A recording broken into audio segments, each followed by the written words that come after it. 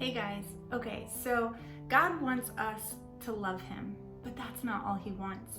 He wants us to obey His voice, but there's more to it than just that. We can think, that we are doing everything He's telling us to do. We're obeying Him perfectly, so we're good. Or we can think, oh my goodness, my heart is just bursting with love for God. I love Him so much, and have this emotional sort of experience and be like, okay, so I'm good. There's something that God kind of sheds light on for us in the book of Deuteronomy, in chapter 30, verse 19, in the first part of 20. It says, this is God speaking. He says, I call heaven and earth to witness against you today. So we know He's not playing with what He's about to say. That I have set before you life and death, blessing and curse. Therefore, choose life, that you and your offspring may live. And here it is now, loving the Lord your God, obeying His voice, and holding fast to Him. For He is your life and the length of your days. So I found a couple other verses right around there, Deuteronomy 11:22 and also 13:4, where those same three strands are highlighted. Loving God, obeying Him, and holding fast to Him.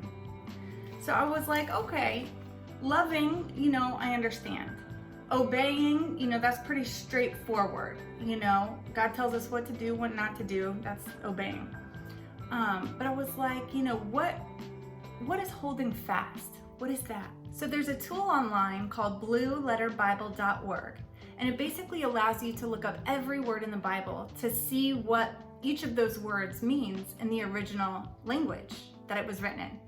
So I looked up that word or that phrase, hold fast, to see what it meant in the original Hebrew language. It means pretty much what it means in English, right? To cling, to stay close to cleave to keep close, to stick with, to follow closely, to pursue closely. It also means to overtake or to catch, right? But what I thought was really interesting is that same word, I don't even know how to pronounce it, dabak, D-A-B-A-Q, that same word is the one that's used in Genesis 2:24, where it says, this is why a man leaves his father and mother and holds fast to his wife, and the two become one flesh. So what does God mean when He says, hold fast to me? What does that mean? So I think, well, how do I hold fast to my husband? Or how do I hold fast to my children? How do I hold fast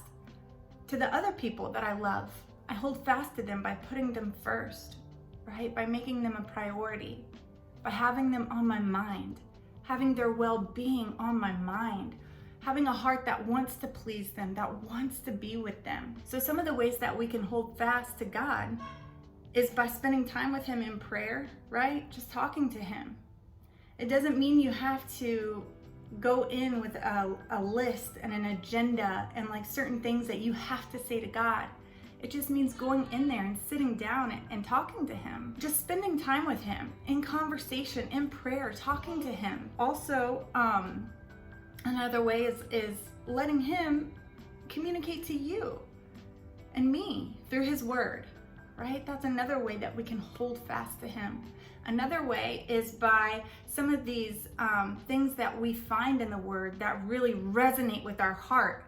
Taking those things throughout our day and just dwelling on them, meditating on them in our minds, thinking them over, thinking them through, and praying, saying, God, give me deeper insight into this truth that you have impressed upon my heart. What does it mean? And the thing too, I think we have to remember and not be discouraged by is that holding fast to God, it takes discipline. It takes being willing to maybe develop a routine so that when you don't necessarily feel like holding fast to God, you're in that routine, so you know how to put that one foot in front of the other. Another way that you can answer this question is to think about the people who you love the most.